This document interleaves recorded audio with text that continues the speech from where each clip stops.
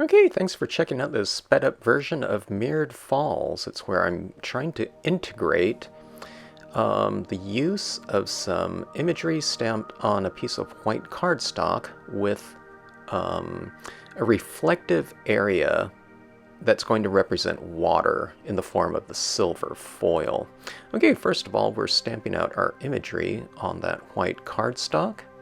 I'm using a StazOn ink here just because it would dry very quickly, and I can use a lot of different types of media right away to color and kind of flesh it in and make it look a little bit more dimensional. Alright, now this is the first time I've tried this type of scene before, where I've cut out imagery and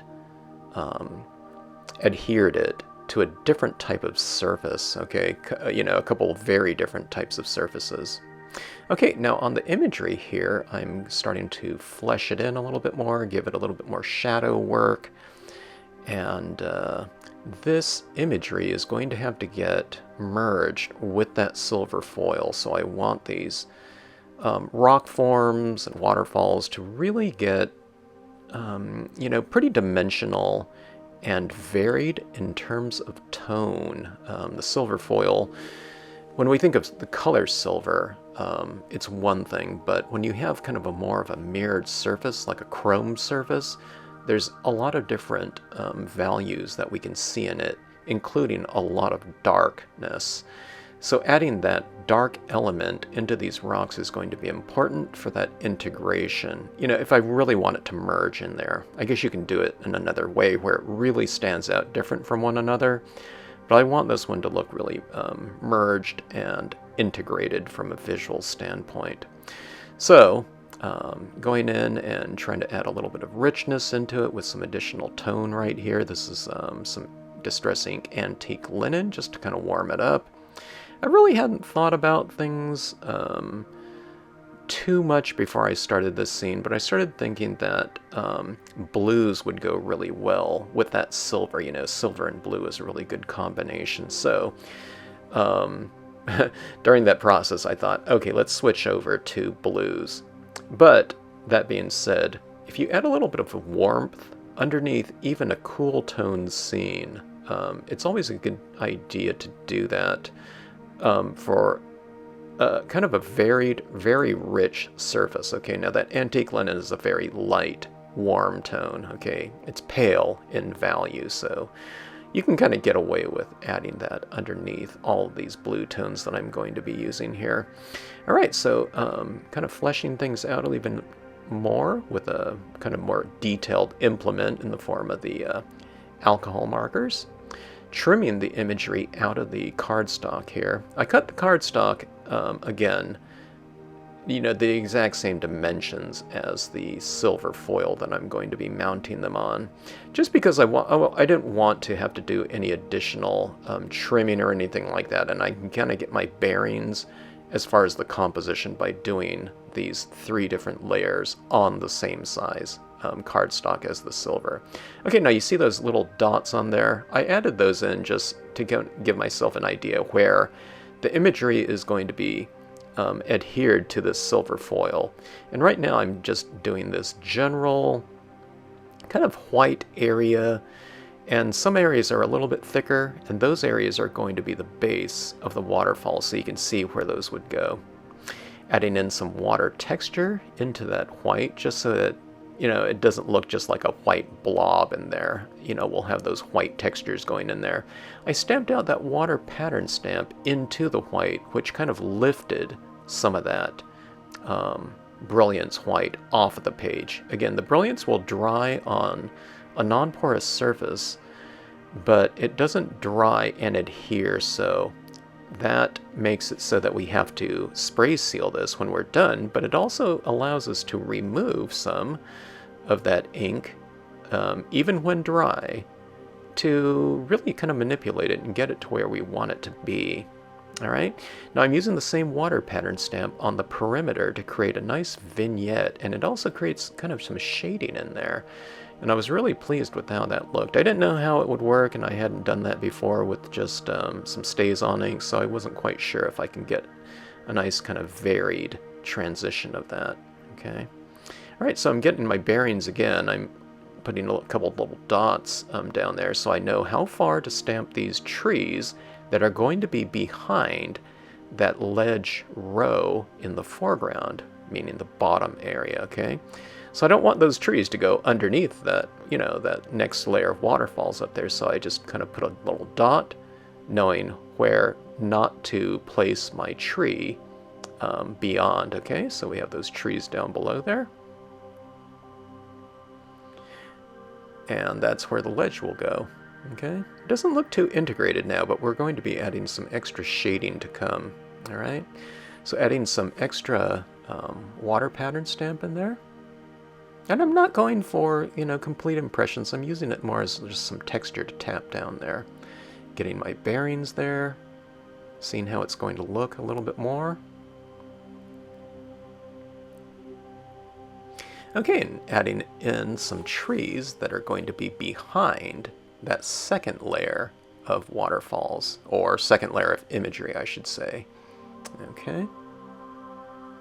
And I'm just using them for those trees. That's the Pine Island, but I'm just using it for the trees. And you'll see where that those will come into play right there. The trees are smaller on that background image, just so it looks like it's going, into the distance by having some smaller trees. In Western perspective, the higher something up, it usually represents something farther back. Okay, now I thought that was a little bit too blobby, that that white pigment ink, so I'm putting in some little scratch marks into it, and I'll develop it even more as this scene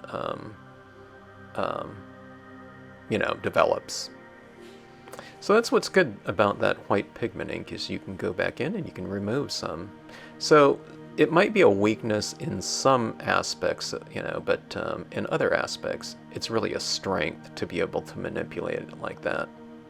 But like I said, on the other hand, we'll have to spray seal it. Okay, I thought this scene needed somewhat of a focal point, so I added that deer silhouette in there. Now I'm adhering, taping down my layers of imagery now in a more permanent sense.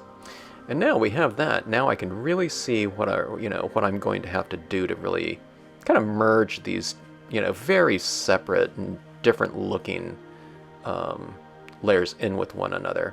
So I'm adding in some Brilliance black ink, okay?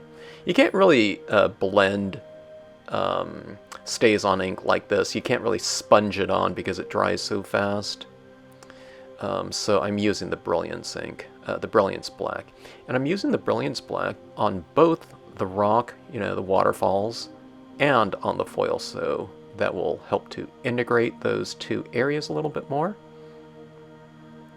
Alright, so there's some additional shadows at the base of the rocks, and, creating that little vignette. We're heat setting it right here. Heat setting the Brilliance inks, I should say. And now I'm going over both the water area with some Brilliance white ink, and also bringing some of that white ink up into the rocks, and that's again for integration. Right now I can see a pretty strong line between that white area at the base of the falls and the silver foil. Well, actually it's the white ink on the silver foil, so you can see that line there. And what some people mentioned in the live stream, or one person mentioned, was maybe you can burnish that area down a little bit more to make it flatter. And I thought, oh, that's a perfect idea. It was too late for me to do it on this one because I already have all that white pigment ink at the base of it, but I'll do that going forward in the future before I merge the two areas, okay? All right, so I'm taking some Dr. Martin's Bleed Proof White. I'm kind of adding in, kind of a thicker blob of that paint down at that merging of the two surfaces, at the base of the falls. Just to try to, I don't know, kind of camouflage that line a little bit more, and it's working pretty good. If we look close, we'll be able to see that line, like I said, but I don't know, as this scene developed, I thought that, it wasn't a high price to pay for the dynamic nature of that combination. Okay, so splatter painting some of that same Dr. Martin's bleed proof white at the base of the waterfalls, so that little bit of splash texture also helps to integrate those two areas. We have the splashing texture on both the foil area and on some of those rocks.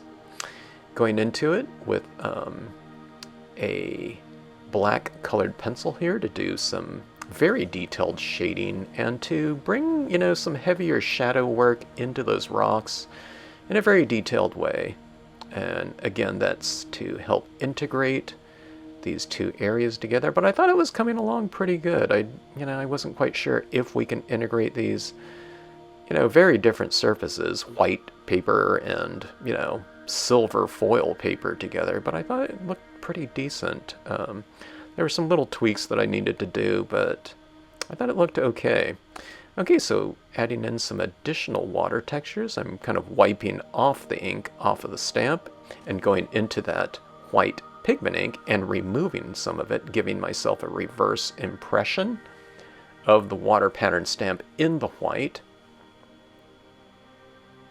And some of the white pigment ink was a little bit too dry, so it wouldn't come off. Okay, so I'm using a toothbrush here just to kind of scrape some of that white ink off here, going in and wiping some off.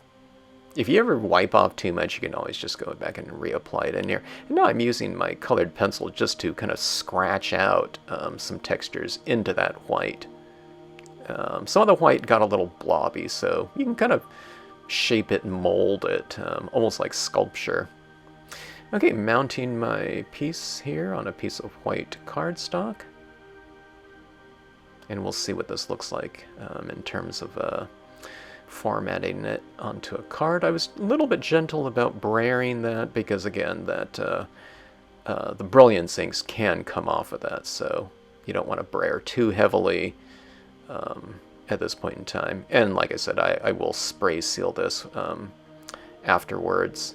Not in this video, but there that is. Adding in some little fine details with a white paint pen, and I added some blue ones and some green ones later on with an acrylic white, or an acrylic paint pen, just to give it a little bit of extra textures. But overall, I was pretty pleased with this experiment, and I really like the reflective nature of that light coming off of that water in this water reflection scenario here. So it was really fun to do and watch come together. And like I said, it came together reasonably well, I felt, for a first experiment. I'll have to try it again in the future.